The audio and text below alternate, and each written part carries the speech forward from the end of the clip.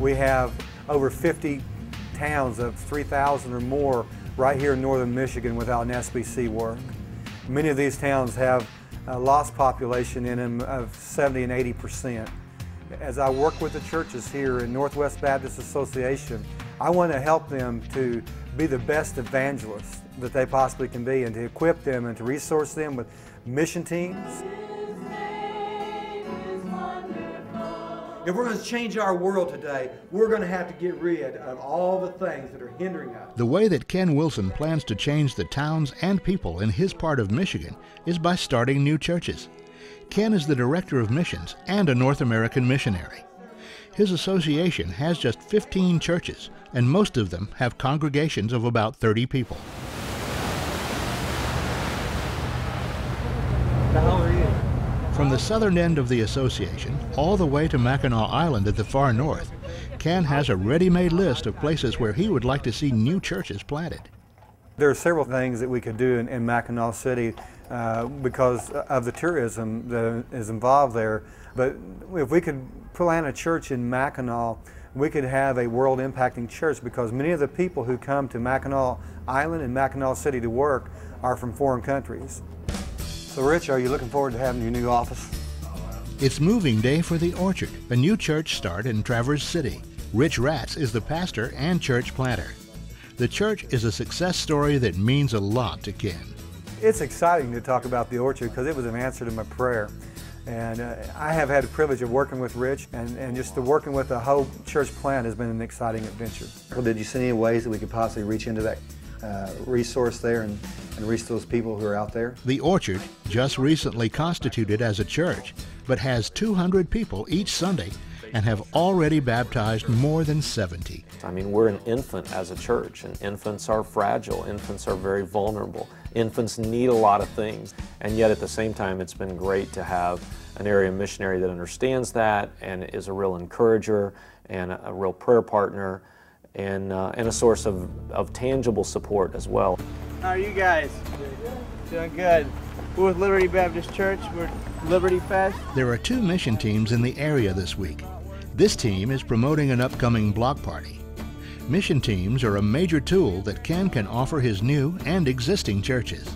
They give us added resources and the manpower that we don't have here at Southern Baptist in northern Michigan. They help us in so many different ways with sports camps, block parties, door-to-door surveys, vacation Bible schools, and a whole host of other things that they can do as well. I know that I know that I know the Lord is God. Several miles away, another mission team is helping a church launch its first vacation Bible school in 7 years. It's really a shot in the arm for them because they get those resources and they get encouraged by the people who are here, and they get the challenge too. And it's really encouraging to see the excitement of the people at Green Lake as well as the excitement of the team at Murphy to be able to come up here and partner with us and help us in the ministry that God's called us to do. Because of the forests and rural areas, to say that hunting is a popular hobby here would be an understatement. Well, the motto is whatever it takes, we get them any way we can. A national holiday is opening day of deer season here in northern Michigan. Hunting is an interest that Ken shares with many of the indigenous people of this area. So he uses that common ground to reach out to the homegrown people here. Whether it's evangelistic hunts or wild game dinners, Ken sees them as important tools in reaching the people who are from here. And he believes that's the best way to change northern Michigan. Because the indigenous people know their culture.